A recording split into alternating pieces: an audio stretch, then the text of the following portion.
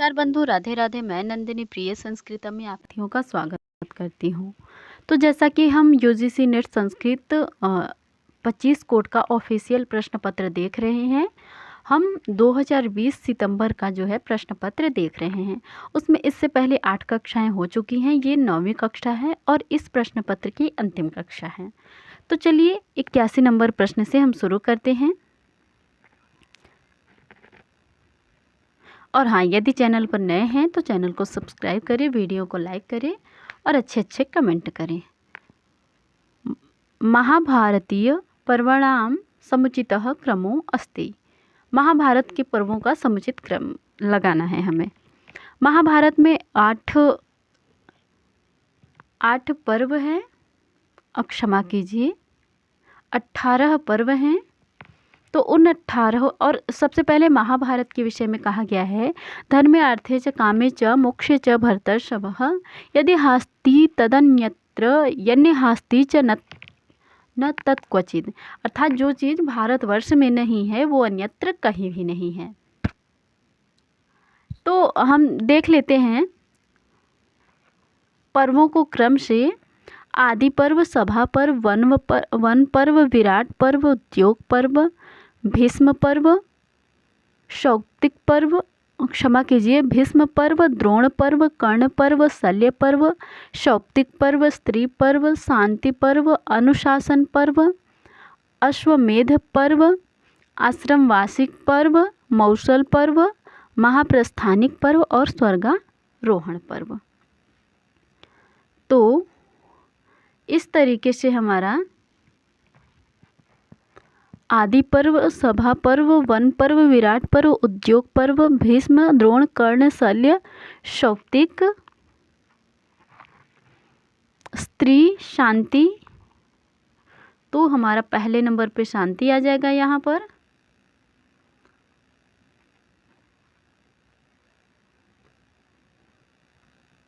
शांति।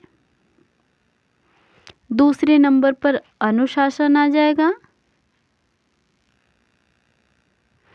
तीसरे नंबर पर अश्वमेध आ जाएगा।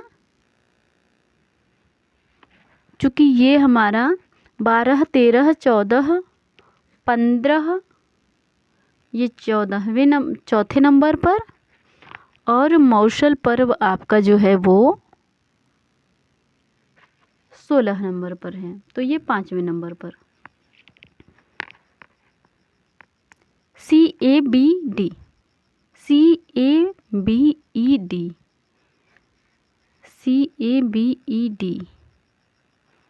हमारा तीसरा विकल्प इस प्रश्न का सही उत्तर है। चलिए अगले प्रश्न की ओर बढ़ते हैं। अगला प्रश्न है हमारा कारण और अभिकथन। तो कारण अभिकथन में दिया गया है, न्याय दर्शन रीत्या आत्मत्व सामान्यवान आत्मा। आचार्य केशव मिश्र द्वारा प्रणीत तर्क भाषा के प्रमेय निरूपण में आत्मा के विषय में कहते हैं कि आत्म जाति से युक्त ही आत्मा कहलाती है। आत्मत्व सामान्यवान आत्मा अर्थात आत्म जाति से युक्त ही आत्मा कहलाती है। फिर कारण कहते हैं क्यों? क्योंकि बुद्धि, सुख, दुख, इच्छा, द्वेष, प्रयत्न, गुण, लिंगत्वात् अर्थात बुद्धि, सुख, दुख, द्वेष, प्रयत्न ये सभी गुण लिंगक हैं। इन सभी के द्वारा ही आत्मा की सिद्धि होती है, क्योंकि इन सभी गुणों का आश्रय ही आपका आत्मा है। इस तरीके से हमारा ए तथा आर दोनों सही है तथा ए का आर उचित कारण भी है। तो हमारा ए विकल्प जो है इस प्रश्न का सही उत्तर हो जाएगा। हाँ जी, चलिए अगले प्रश्न की ओर बढ़ते हैं। अगला प्रश्न है हमारा 83 नंबर प्रश्न में पूछा गया है, संपूर्ण इंद्र सूक्तम अधोलिखितेषु कतमेन छंदसा ग्रंथितम अस्ति। तो इंद्र सूक्त हमारे पाठ्यक्रम में लगा हुआ है। यह ऋग्वेद के दूसरे मंडल का 12वां सूक्त है। इसमें कुल 15 मंत्र हैं और ऋषि गृत्समद हैं, देवता इंद्र हैं, छंद त्रिष्टुप हैं और स्वर धैवत हैं। तो इस तरीके से इस प्रश्न का जो है सही विकल्प सी हो जाएगा। चलिए अगले प्रश्न की ओर बढ़ते हैं। अगले प्रश्न में पूछा गया है भाषा वैज्ञानिकैः भाषा कतिधा वर्गीकृता। तो भाषा अभिव्यक्ति और विचार विनिमय का सांकेतिक साधन है। भाषा में 3000 से ज़्यादा भाषाएं बोली जाती हैं जिनका स्वरूप, वर्ण, लिपि, शैली एक दूसरे से सर्वथा भिन्न है। इसीलिए भाषा वैज्ञानिकों ने इनको एक स्थान पर लाकर रख दिया जहाँ से पृथक पृथक स्वरूप और स्थान तथा देश के हिसाब से उनका वर्गीकरण किया जाता है। भाषाओं का भाषा वैज्ञानिकों ने मुख्य रूप से 2 प्रकार से विभाजन किया है, आकृति मूलक और पारिवारिक मूलक। इनके आधार पर ही आकृति मूलक के अयोगात्मक, योगात्मक और श्लिष्ट योगात्मक आदि भेद होते हैं तथा पारिवारिक के भारोपीय, यूरेशियन, सामी, हामी इत्यादि होते हैं। तो मुख्य रूप से भाषा को 2 भागों में पारिवारिक मूलक और आकृति मूलक विभाजित किया गया है। इसके बाद 85 नंबर प्रश्न में पूछा गया है कि सदुषणापि निर्दोषा सखरापि सुकोमला नमस्तस्मै कृता एन रम्या रामायणी कथा कस्मात् ग्रंथाद उद्धितो अयम श्लोकः। यह श्लोक जो है किस ग्रंथ से उद्धृत है? हाँ जी, तो यह श्लोक जो है नल चंपू से लिया गया है। नल चंपू एक चंपू काव्य है। इसके लेखक त्रिविक्रम भट्ट जी हैं। इस ग्रंथ में निषद राज नल तथा भीम की पुत्री दमयंती की प्रणय कथा का वर्णन है। मुख्य रस श्रृंगार है तथा श्लेष अलंकार का प्रमुख प्रयोग है। इसके मंगलाचरण में शिव पार्वती की वंदना की गई है तथा त्रिविक्रम भट्ट का सदुषणापि निर्दोषा सखरापि सुकोमला नमस्तस्मै कृता एन रम्या रामायणी कथा। यह श्लोक नल चंपू का है। इसमें वाल्मीकि जी को नमस्कार किया गया है। तो इस तरीके से यह प्रश्न आपका नल चंपू से है, न कि उत्तर रामचरितम, रामायण और रघुवंशम। तो इस तरीके से इस प्रश्न का डी विकल्प हमारा सही उत्तर है। चलिए अगले प्रश्न की ओर बढ़ते हैं। 86 नंबर प्रश्न में पूछा गया है अधोंकितेषु को अर्थापत्ति प्रमाण स्वीकरोति। अर्थापत्ति प्रमाण कौन स्वीकार करता है? चार्वाक दर्शन, जैन दर्शन, योग दर्शन और मीमांसा दर्शन। तो चार्वाक दर्शन तो केवल एक ही प्रमाण मानता है, प्रत्यक्ष।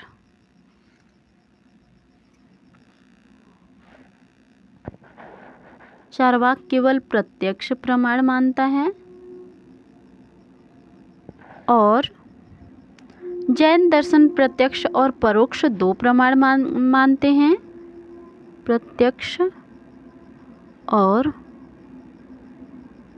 परोक्ष। इसके बाद आपके जो है योग दर्शन 3 प्रमाण मानते हैं, प्रत्यक्ष, अनुमान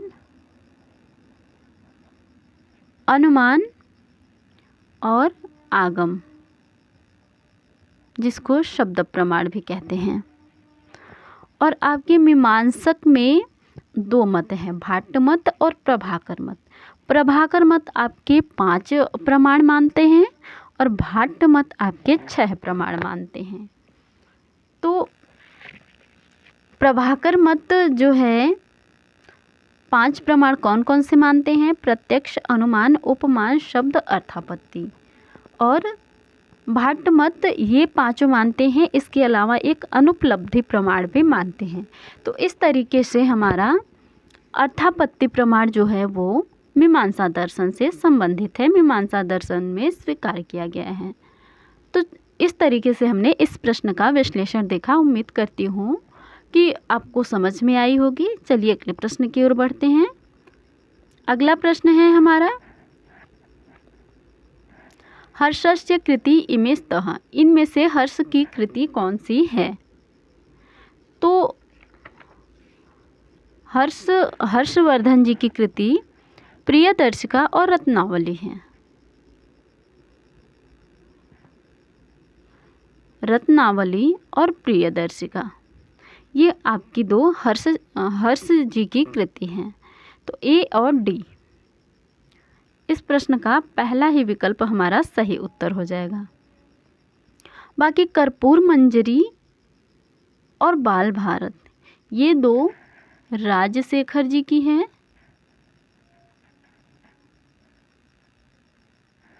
कर्पूर मंजरी है और एक बाल भारत।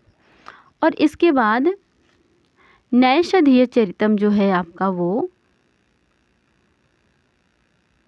श्री हर्ष जी की कृति है।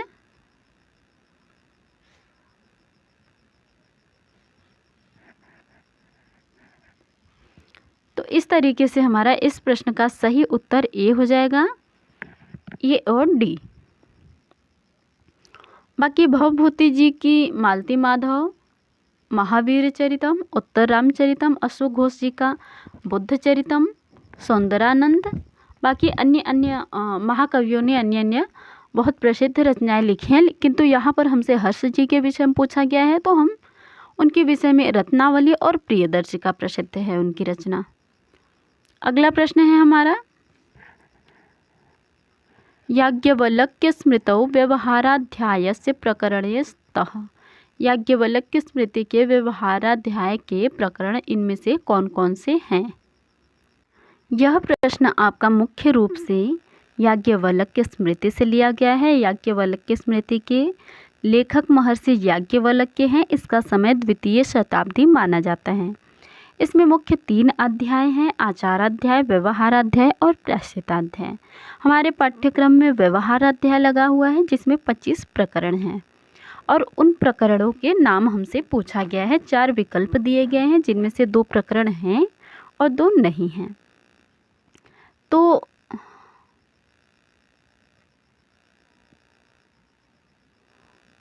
हम देख लेते हैं क्रमशः प्रकरणों के नाम 25।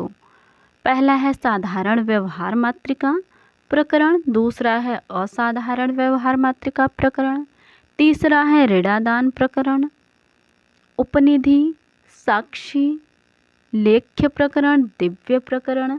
तो हमारा एक लेख्य प्रकरण और दिव्य प्रकरण ये दोनों हैं। छठा और 7वां प्रकरण लेख्य और दिव्य, सी और डी।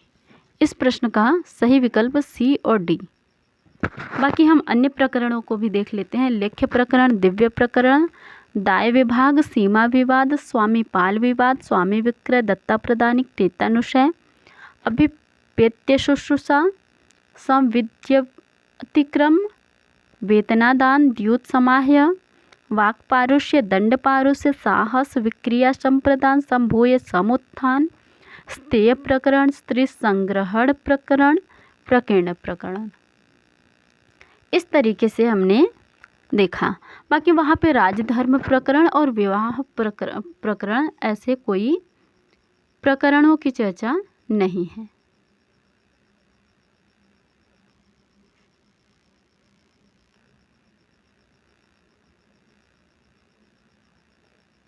ये दोनों नहीं है वहाँ पर।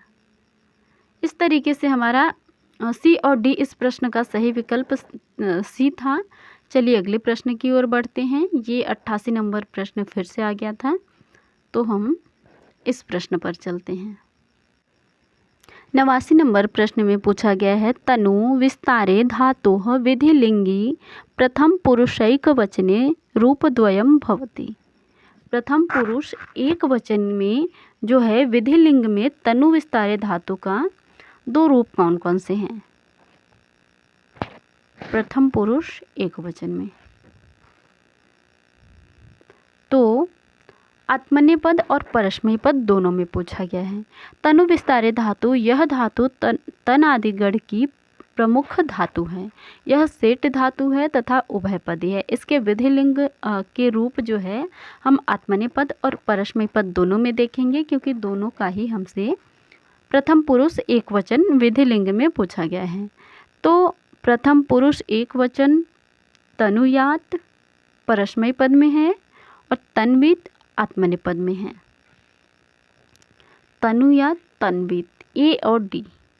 ए और डी इस प्रश्न का सही विकल्प है, अर्थात सी। बाकी हम देख लेते हैं। परस्मैपद में विधिलिंग लकार का प्रथम पुरुष में है तनुयात, तनुयातम, तनुयुः। मध्यम पुरुष में तनुयाः, तनुयातम, तनुयात्। और उत्तम पुरुष में तनुयाम, तनुयाव, तनुयाम। और आत्मनेपद में देखिए तो प्रथम पुरुष में तन्वीत, तन्वीयाताम, तन्वीरन। मध्यम पुरुष में तन्वीथाः, तन्वीयाथाम, तन्विध्वम। और उत्तम पुरुष में तन्वीय, तन्वीवहि, तन्वीमहि। इस तरीके से रूप मिलते हैं। चलिए अगले प्रश्न की ओर बढ़ते हैं। अगला प्रश्न है हमारा, जो कि इस प्रश्न पत्र का अंतिम प्रश्न है। इसके बाद गद्यांश है, तो गद्यांश हम नहीं देखते हैं। यदि आप लोगों को ऐसे जिज्ञासा हो कि हाँ करवाया जाए तो आप लोग कमेंट करिएगा, हम उसको भी करवाने की जो है कोशिश करेंगे। तो इस प्रश्न में मनुमते कः द्विजः सान्वयं शूद्रत्वं प्राप्नोति अधोलिखितेषु। तो यह मनुस्मृति से जो है प्रश्न है। महर्षि मनु मनुस्मृति के दूसरे अध्याय में द्विजों के लिए वेद की महत्ता का प्रतिपादन करते हुए कहते हैं कि यो नधित्य द्विजो वेदमन्यत्र कुरुते समम सजीवन्नेव शूद्रत्वमाशु गच्छति सान्वयः। जो द्विज वेद को न पढ़कर और शास्त्रों में परिश्रम करता है, वह जीवित रहते ही सकुटुंब शीघ्र ही शूद्रत्व को प्राप्त हो जाता है। तो यहाँ पर है वेदम परित्यज्य, वेदों को त्याग कर अन्यत्र अन्य किसी शास्त्र में श्रम करते हैं, वो ही आपके शूद्रत्व को प्राप्त होते हैं। इसलिए हमारा ये विकल्प सही हो जाएगा। तो इस तरीके से हमने इस प्रश्न का जो है